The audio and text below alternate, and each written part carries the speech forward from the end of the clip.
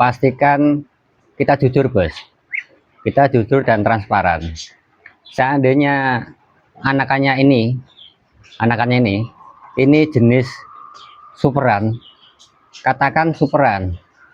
Kalau seandainya jumbo, katakan jumbo. Tapi kita harus mengedukasi untuk calon pembeli bos. Kalau khususnya kalau kita bermain di segmen jumbo, nah, jumbo itu kan kita bermain di pakan. Kalau pakannya enggak berkualitas, nanti jadinya nggak maksimal, nanti dikira kita ada pembohongan.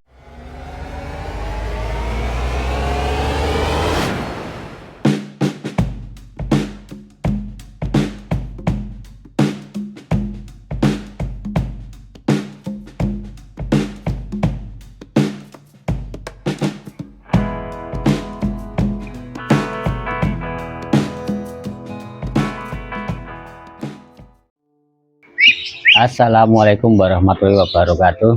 Halo bos, jumpa kembali dengan saya bos Ari dari Smart Farm. Ini bos, dalam beternak entok pasti ada goal targetnya. Kalau kita bermain di segmen pembibitan, pasti akan arahnya itu mau kemana, tujuan kita itu mau kemana. Nah ini untuk kalau di kandang saya kan entok untuk pembibitan bos, ini untuk pembibitan. Ini umur 1,5 bulan. Jadi gini bos, dalam beternak entok itu tidak semuanya bisa menjual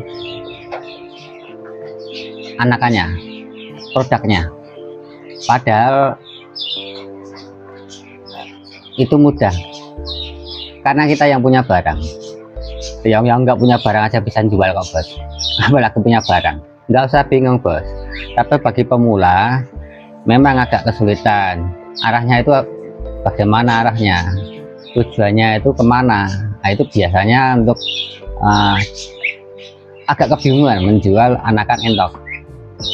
Jadi seperti yang pernah saya bahas dalam video yang lalu, bahwa untuk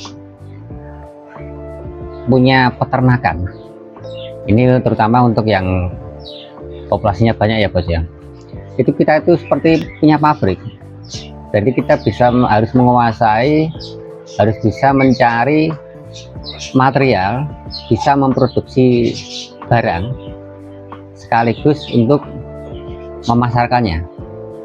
Jadi kali ini kita akan membagikan cara maupun tip-tip untuk menjual anakan entok seperti ini. Nah ini sehat ya bos ya.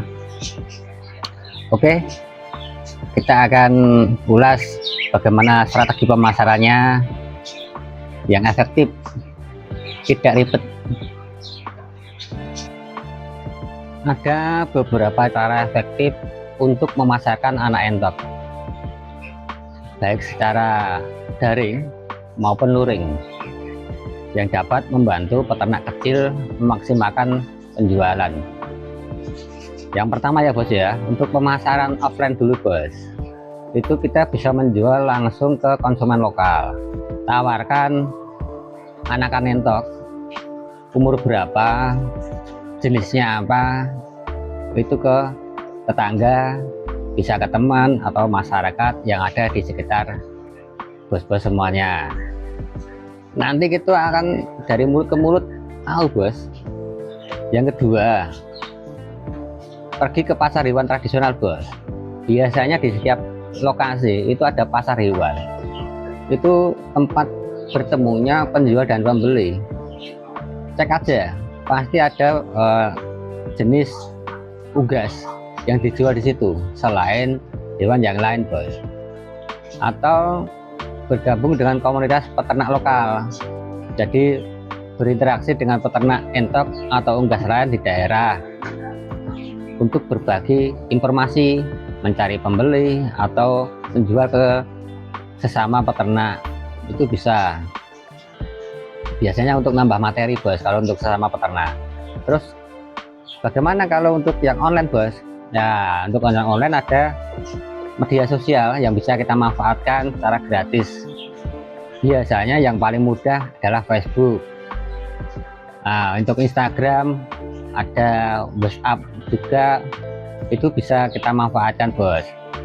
Untuk kalau kita bermain di Facebook ya harus kita bermain foto bos, foto maupun video.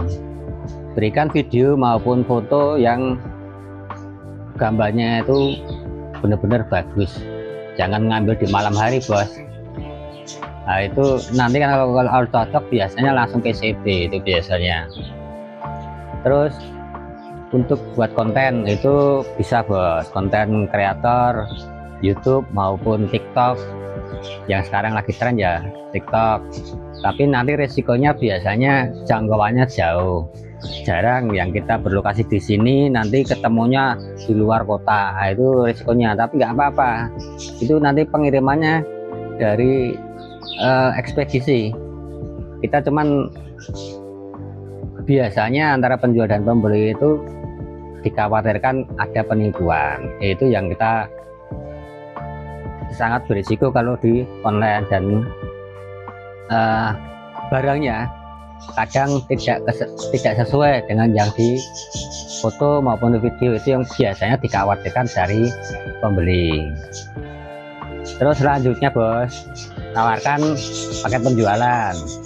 Ada paket induan, ada paket siapan, ada paket untuk pembibitan awal. Kurang lebih seperti itu bos penjelasannya bos. Mudah-mudahan bisa untuk memulai usaha.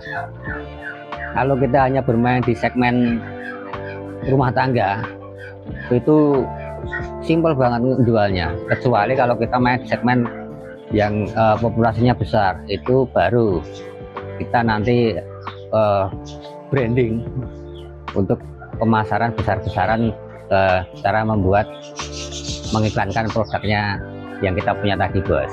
Jadi nggak usah khawatir produknya yang kita punya tidak laku. Tambahan untuk menjual khususnya untuk anakan entok, jadi tidak semuanya untuk calon pembeli itu tahu.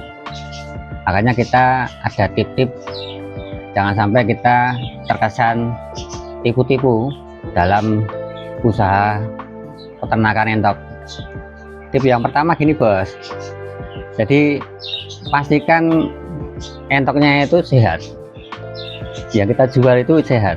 Jadi karena sifatnya itu kita continue, harus bisa menjaga produknya sehat, lincah, tidak ada masalah terhadap kesehatannya.